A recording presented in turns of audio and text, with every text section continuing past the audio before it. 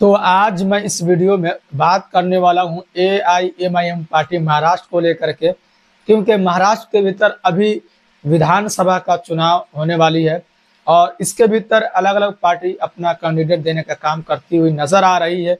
और इसी बीच एक खबर निकल कर आ रही है AIMIM पार्टी को लेकर के कि उनके भीतर जो एक नेता है वारिस पठान को लेकर ये खबर निकल कर आई है। और वारिस पठान के लिए एक अच्छी खबर निकल कर आई है, क्योंकि ऐसा अंदाजा लगाया जा रहा था कि इस बार वारिस पठान चुनाव नहीं लड़ पाएंगे, क्योंकि भाई खला से वो विधायक बनकर आए थे और पिछली बार 2019 में भाई खला से ही चुनाव लड़ने का उनकी तरफ से काम किया गया था।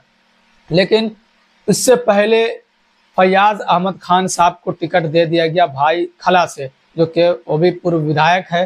तो कहीं ना कहीं ये अनुमान लगाया जा रहा था कि इस बार प्रवक्ता के तौर पर ही वो जिम्मेदारी निभाते हुए नजर आएंगे, लेकिन पार्टी ने कहीं से उसको सेट कर दिया। और अभी ये खबर निकल कर आई है कि भाई खाला से छोड़ करके उसको कई दूसरी जगह से उसको शिफ्ट किया गया है और AIMIM पार्टी ने वारिस पठान को अपना कैंडिडेट मतलब अपना प्रत्याशी घोषित कर दिया है। वारिस पठान को जो मुंबई के भिवंडी आपको पता ही कि मुस्लिम बाहुल्य इलाका है। विधानसभा की सीटें हम बात करते हैं तो एक मुस्लिम बाहुल्य विधानसभा की सीटों में गिनती इनकी होती है, मुस्लिम की यहाँ पर अधिक संख्या है।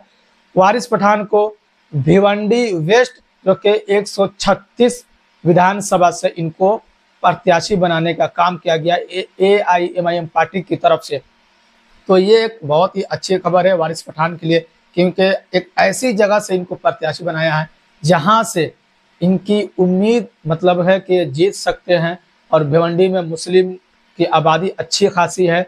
अगर मुस्लिम समाज के लोग बैरिस्टर असदुद्दीन ओवैसी साहब को समर्थन अपना दे दे तो फिर वारिस पठान के लिए ये एक अच्छी खबर हो सकती है और जीत उनके हक में हो सकती है। और भाई खला से वो निकल करके भिवंडी तक पहुंचे और इनको जो बी फॉर्म होता है इनको दे दिया गया, जो अहमद बलाला साहब की तरफ से, जो AIMIM पार्टी के MLA हैं तेलंगाना के भीतर। और प्रभारी जो है AIMIM पार्टी के जो महाराष्ट्र के प्रभारी है अहमद बलाला साहब, तो ये प्रभारी है। तो ये आप देख सकते हैं कि कितनी अहम जिम्मेदारी निभाते हुए नजर आ रहे हैं। सबको किस तरीके से कहां से सीट देना है, किसको कैसे, मतलब पूरा डैमेज कंट्रोल करने का काम जो अहमद बलाला साहब की तरफ से किया जा रहा है।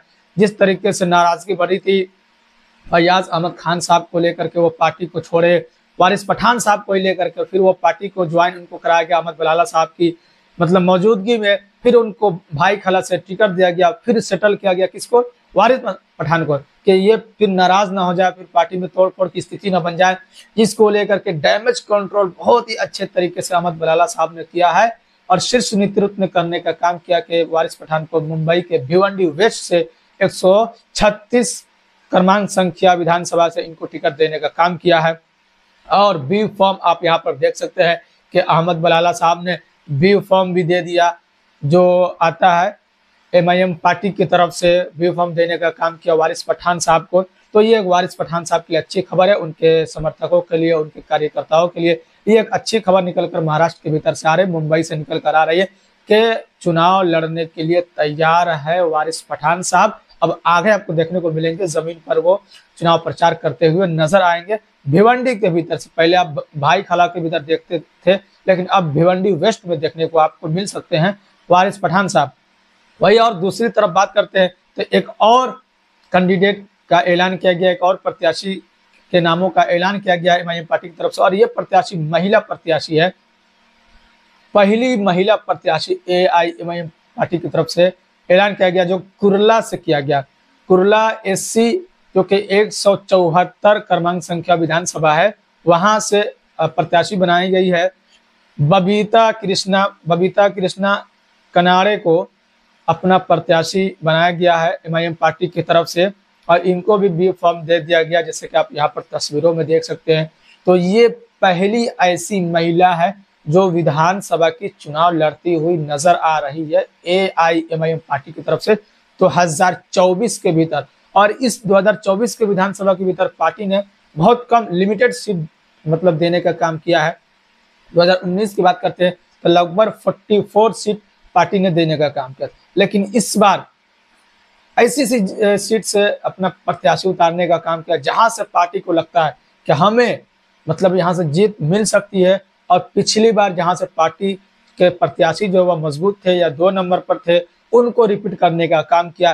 तो कम सीटें इस बार एमआईएम पार्टी की तरफ से देने का काम किया गया, क्योंकि कम सीटें भी देकर के हम ज्यादा सीट जीते और हमारा स्ट्राइक रेट वो अच्छी होनी चाहिए, इस पे काम किया जा रहा है। जिस तरीके से तेलंगाना के भीतर 9 सीटें 10 सीटें जीत कर भी 7 सीटें 8 सीटें असेंबली में आसानी के साथ जीत हासिल हो जाती है, तो इसी को देखते हुए कि हम कम सीटें उतार कर भी अच्छे खासे जीत पाए, इस पे फोकस किया जा रहा है एमआईएम पार्टी की तरफ से, एमआईएम पार्टी के शीर्ष नेतृत्व के तरफ से।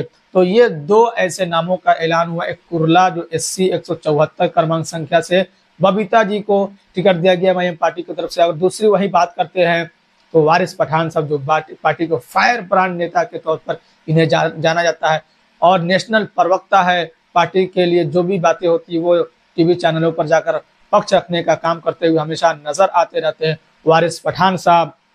तो इनको भी टिकट दे दिया गया है जो कि भिवंडी वेस्ट से। तो ये खबर जो कि निकल कर आई वो मैंने आप तक पहुंचाने का काम किया है। आगे जो भी इस चीज को खबर निकल कर आएगी वो फिर से मैं आप तक रखने का काम करूंगा। मिलते हैं फिर आपसे किसी और वीडियो के साथ।